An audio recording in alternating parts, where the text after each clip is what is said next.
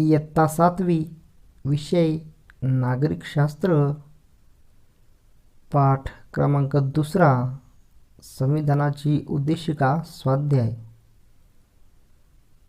प्रश्न पहिला, शोधा आणि लिहा. 1. देशातील सर्व नागरिकांविषयी आणि परस्परांविषयी आत्मीयतेची भावना असणे. उत्तर, बंधुभाव. 2. राज्यकारभाराची सत्ता लोकांच्या हाती असणे. उत्तर, लोकशाही.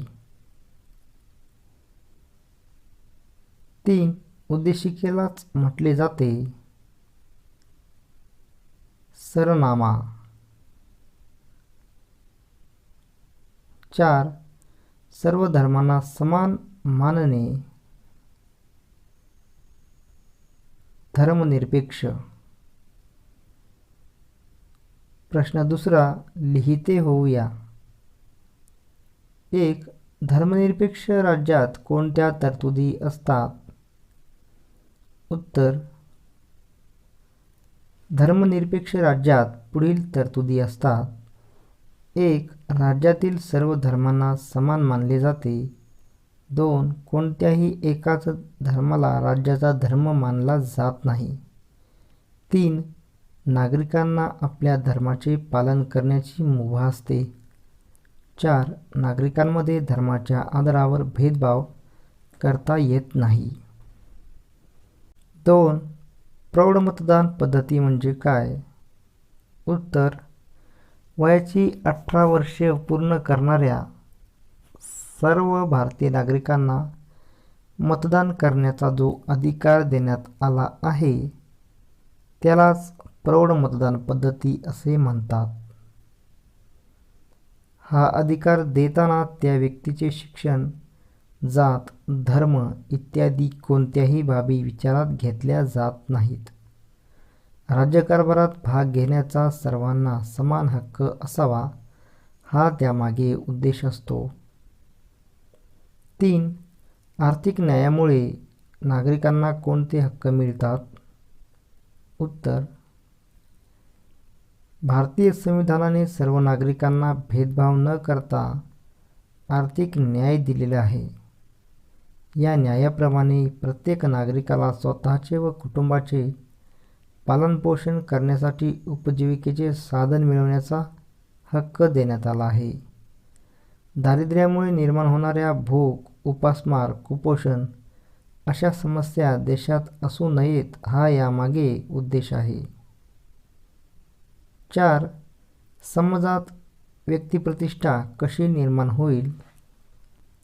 उत्तर, प्रत्येक व्यक्तीला त्याची जात, धर्म, वंश, पैसा इत्यादींवरून नव्हे तर माणूस म्हणून सन्मान मिळणे म्हणजे व्यक्तिप्रतिष्ठा राखणे होय. समाजात सर्वांनीच एकमेकांविषयी आदराने आणि सन्मानाने वागले पाहिजे. जेव्हा प्रत्येक व्यक्ती दुसऱ्या व्यक्तीचा आदर करून तिच्या स्वातंत्र्य व हक्काचा सन्मान करेल तेव्हा समाजात व्यक्तिप्रतिष्ठा निर्माण होईल. प्रश्न तिसरा, आपल्याला मिळालेल्या स्वातंत्र्याचा उपयोग आपण कशा प्रकारे केला पाहिजे. तुमचे मत लिहा किंवा सांगा. उत्तर, नागरिकांना आपला सर्वांगीण विकास करता यावा यासाठी संविधानाने सर्वांना स्वातंत्र्याचा अधिकार दिला आहे. म्हणून नागरिकांनी मिळालेले स्वातंत्र्य आपला विकास करण्यासाठीच वापरावे. समाजातील चांगल्या वाईट घटनांवर आपले विचार मांडावेत. समाजाला काही मदत करता आली तर करावी. परंतु स्वातंत्र्य म्हणजे आपल्या मनाला वाटेल तसे वागणे नव्हे, स्वैराचार नव्हे.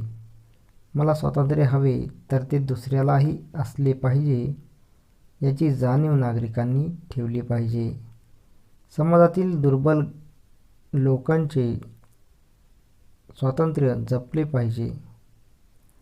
सण उत्सव असोत, सार्वजनिक सभा संमेलने असोत, वाहतूक असो, सर्व ठिकाणी सर्वांनी नियमाचे पालन केले तरच प्रत्येकाच्या स्वातंत्र्याची जपणूक होईल असे मला वाटते.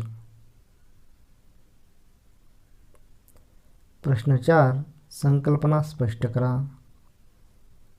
1. समाजवादी राज्य. उत्तर. समाजवादी राज्यात देशातील संपत्तीवर सर्वांचा समान हक्क असतो. देशातील संपत्तीचे काही व्यक्तींच्या हाती केंद्रीकरण होणार नाही याची काळजी समाजवादी राज्यात घेतली जाते. समाजवादी राज्यात समाजात गरीब व श्रीमंत यांच्यात मोठी दरी नसते.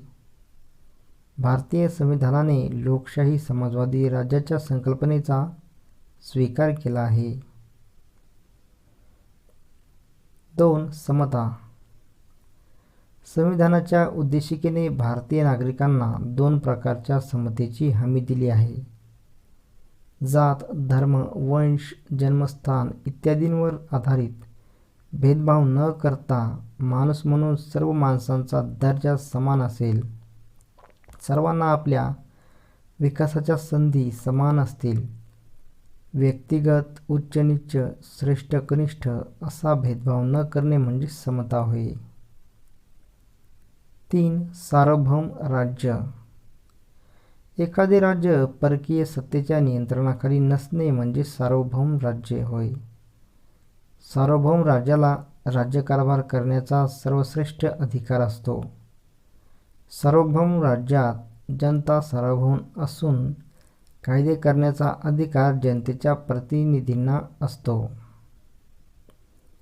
ब्रिटिशांची राजवट संपुष्टात आल्यावर 15 ऑगस्ट 1947 रोजी भारत हे सार्वभौम राज्य बनले. 4. संधींची समानता. उत्तर. भारतीय संविधानाच्या उद्देशिकेने संधीची समानता हे तत्त्व मान्य केले आहे. प्रत्येक नागरिकाला विकासाच्या समान संधी दिलेल्या आहेत.